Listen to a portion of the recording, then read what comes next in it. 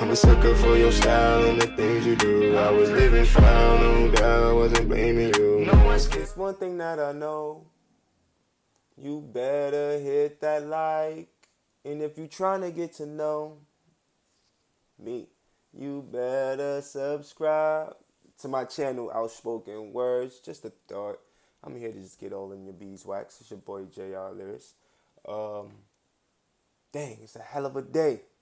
It's raining, feels good, and I'm finna do this video just so we can know what's going on and why these people lost millions of dollars after winning it. Winning it, y'all. Winning the lottery. What is going on with this world? But we're gonna find out. But again, I got a question for y'all. Is it like, all right, so if an ambulance hits you, say you cross the street, and the ambulance hit you while they were on their way to a call, do they call another ambulance to come pick you up, or do they stop and let me know in the comments, man? I don't know. If you are a medic, let me know something. I gotta know. This is different. A lot of things is definitely for this taken for. We got a couple of videos today. Right now we're gonna hit you with one. It's a top 10 video, so bear with me. It might be a little long, but we're gonna do this together. Hit that like. Don't forget. If you're trying to get to know, you better subscribe to me, my channel. You already know. Before we ado, let's get back into this joint. Definitely trying to figure out why these people lost all their money. Some smart, some dumb. But who am I to judge? I'm just here to react. Let's do it. I won't start. Okay. Depends on the mood I'm in. Welcome to Watch Mojo, and today we're counting down our picks for the top 10 lottery winners who lost it all. Everything. Calm down. Yes. For this list, we'll be looking at individuals whose enormous luck didn't seem to extend beyond their big paydays. What would you do if you won the lottery? Let us know in the comments below. Number 10, Viv Let me know. Nicholson. It all began in 1961, when an impoverished miner's wife won the pools. While we all may crave enough money to never work again, many of us perhaps wouldn't know how to manage such an amount. In I know I won't. 1961, Keith Nicholson was I'm lucky enough blowing to it. win over £150,000 in UK football pools, equivalent to over £3 million when adjusted for inflation. Keith's wife, Viv, was naturally ecstatic with her newfound fortune, once saying in a press interview that she would spend. Would you say that your win has brought you happiness? Money creates problems, you know, as well as it creates everything else. And you've got to live with everybody else. I've got to please everybody else. And lavishly spend away their fortune is exactly what the couple did. So that in just I don't want that much years, money. all of it was It's gone. dangerous. And what's Y'all know what I'm worse, talking about. Keith If you know, you tragically know. passed away not long after. It's never brought me any happiness, and I read in the papers every so often that people win the lottery and If they you don't know, have you happiness know. with it. Viv later co-wrote an autobiography appropriately titled Spend, which inspired a musical of the same name. Number 9, Jack Whittaker. While you have to be incredibly lucky to win the lottery, this man seemed to encounter the opposite after he claims the American multi-state Powerball. Businessman Jack Whittaker won over $300 million Jesus. in 2002. Pay though me. He was already worth $17 million at the time. He then suffered tragedy. That's what I don't understand. How come the universe is set up that way, man? Like, the rich get richer. And the poor get poor. Why? Because they want to see the world spin? Like, you know what I'm saying? Like, I don't get it, man. That's not fair. It's the universe. Do y'all think it's a person in the universe that's, like, pushing a button? I think there is. We got to come to our senses here, man. Everything is controlled and monitored. And it is designed for the rich to get richer, if that's a thing, and the poor to stay as a minority or a poor man. You gotta understand, man. If you rich, you rich. The amount of money in this world can show your soul how rich you are. You know what I'm saying? So just be yourself, man, and you probably will hold on to that lottery money. You might not have somebody like me to. Let me chill. Let me chill. Let me chill. Let me chill. Multiple family members suddenly died, his house went up in flames, and thieves robbed him several times. But Jack Whittaker That's believes that the that part. blessing First of of his all, Powerball win had become a curse upon his family. He became buried in gambling debt too, and long-term money problems.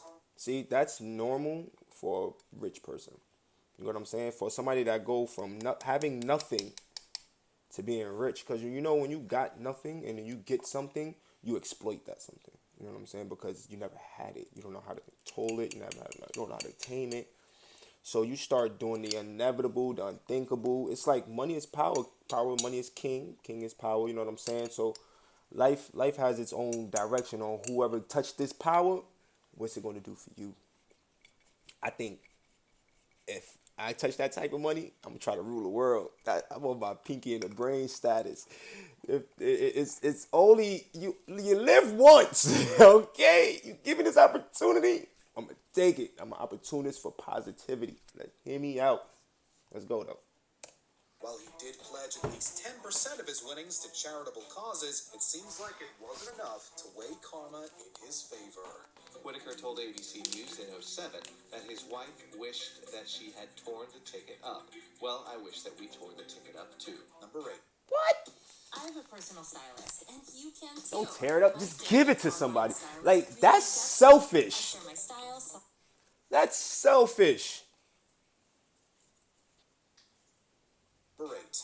Michael Carroll. You know, Selfish. making more money does mean more problems. But Mikey is an unusual millionaire. For a start, no one else on the rich list ever treated the press in the way that Mikey does. Michael Carroll was a 19-year-old part-time waste collector with a criminal record and no bank account when he won more than £9.7 million in the UK. He started off reasonably well, giving some to his family and investing a large chunk, hoping he could live off those investments. But then the self-proclaimed king of chavs started partying it away. Not only that, but he got arrested on multiple occasions, and people even threatened his family for ransom. did you feel cursed? In a way, but that's a good curse and a bad curse, isn't it? 8 years went by, and Carroll reapplied for his old waste collector job, saying he had no regrets in regard to his winnings. Although, in the meantime, he'd been dubbed by the British press as the Lotto Lout. Number 7. Callie Rogers. Money is a big I responsibility. just don't think that anybody should judge anybody for how they lose out on their winnings. You know what I'm saying? Like for the for the news crew to put a put a label on him as being a dummy for losing your money is kind of foul. You know what I'm saying? Like don't kick me when I'm down. That's one. Don't kick me when I'm down. Like I'm down. Okay? To land on a 16-year-old's lap, as Callie Rogers learned very quickly. After winning over £1.8 million in 2003, Edie! one of the first things bought was a house so she could move out of her foster home.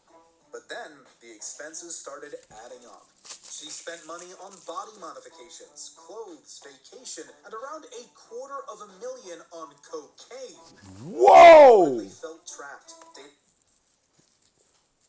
That's a party. I won't even do coke. I wanted to go because I know it was a party. I'm a fan for shindigs.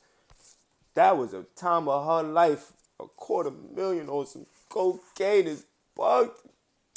A string of gold-digging boyfriends and feeling forced to pay for I others. would have been one of them.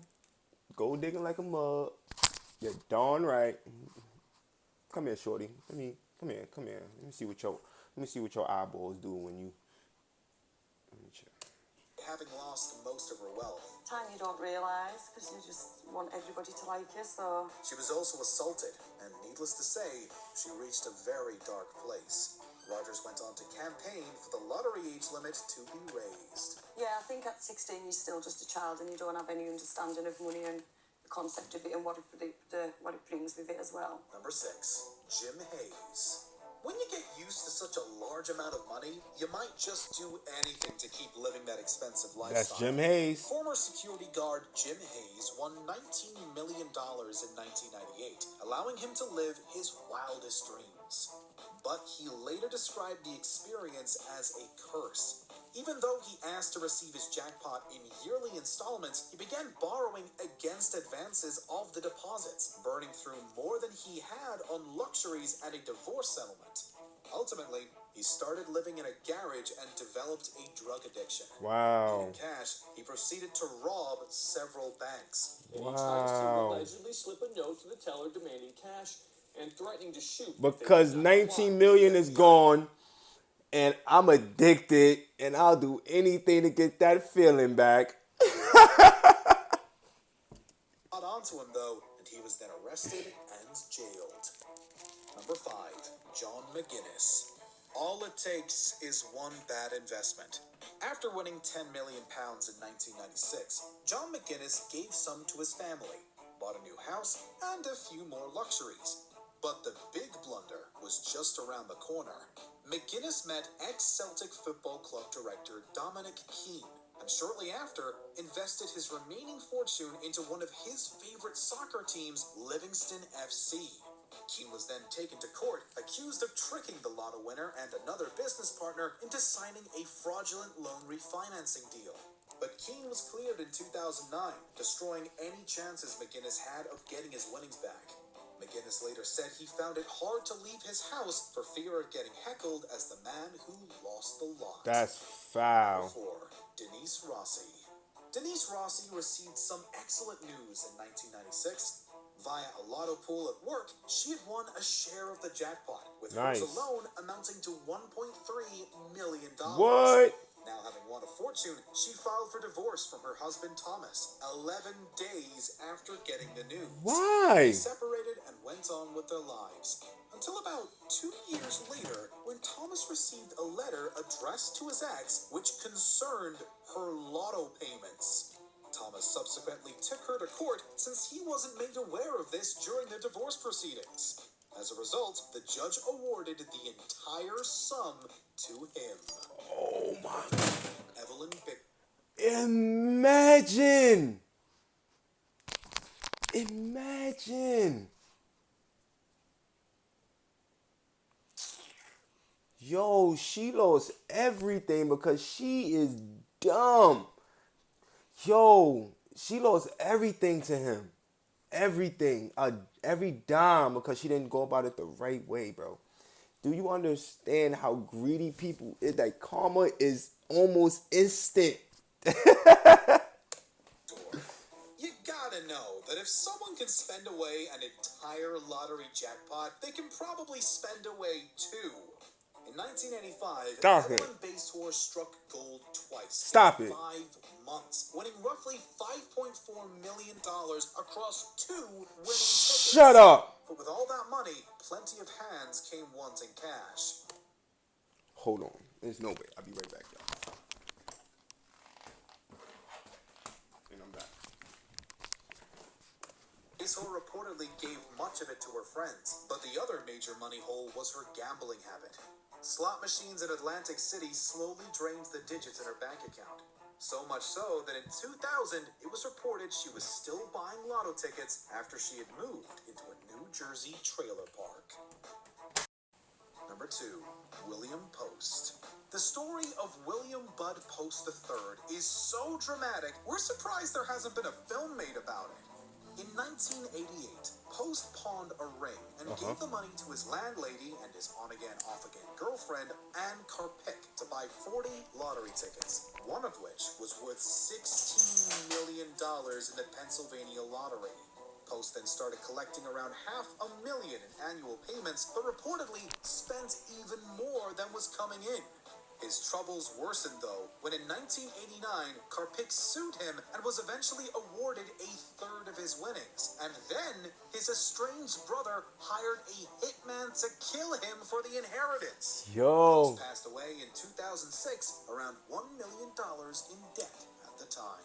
What? Before we continue, be sure to subscribe to our channel What? and ring the bell to get notified about our latest videos. What? You have the What? option to be What? notified for What? occasional What? videos or all What? of them. If you're on To spend lavishly, Janet Leigh instead used her money philanthropically.